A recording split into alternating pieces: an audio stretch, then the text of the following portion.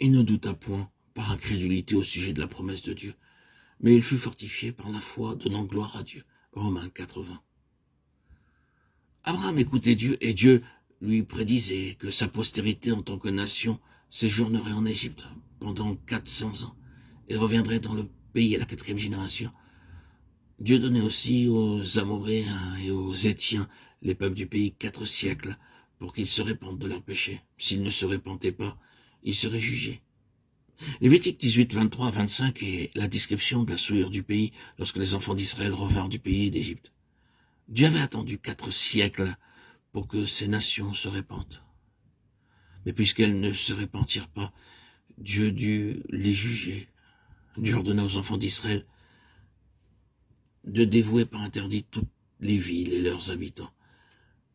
Le Seigneur Jésus-Christ a établi aujourd'hui une alliance avec nous par son propre sang, et par cette alliance, nous possédons son héritage. De même, nous serons utilisés par lui pour juger d'autres puissances. 1 Corinthiens 6, 2, 3. C'est en raison d'un tel privilège que nous devons obtenir une foi forte et active, une foi qui triomphe des doutes, qui écoute et obéit lorsqu'il nous parle. Et sans faiblir dans la foi, il ne considéra point que son corps était déjà usé, puisqu'il avait près de 100 ans, et que Sarah n'était plus en état d'avoir des enfants. Ayant la pleine conviction que ce qu'il promet, il peut aussi l'accomplir. Romains 4, 19 et 21. À chaque apparition, Dieu révéla à Abraham quelque chose d'un des 10 aspects du secret de l'amitié divine. Ce fut une révélation progressive.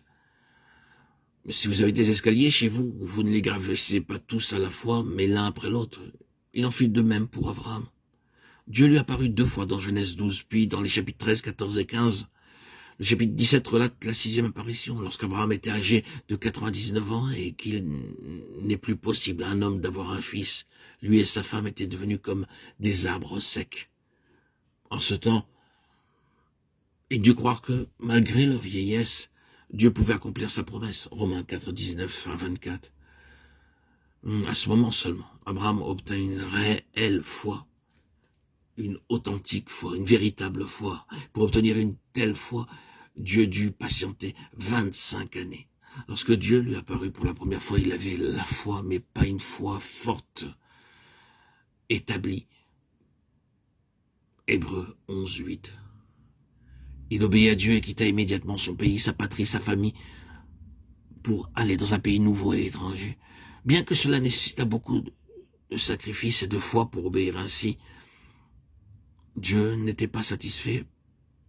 Pas à pas, il préparait Abraham pour l'acquisition d'une foi plus forte, jusqu'à ce que lui et sa femme soient devenus trop vieux pour porter des enfants. Ils ne purent pas avoir d'enfants jusqu'à ce que Dieu mette en eux une vie nouvelle. Une vie nouvelle. Une résurrection. Ce fut là le grand secret de la foi par lequel ils comprirent quelque chose de la puissance de la résurrection. Eux qui étaient des bois morts, secs, sont devenus des arbres féconds.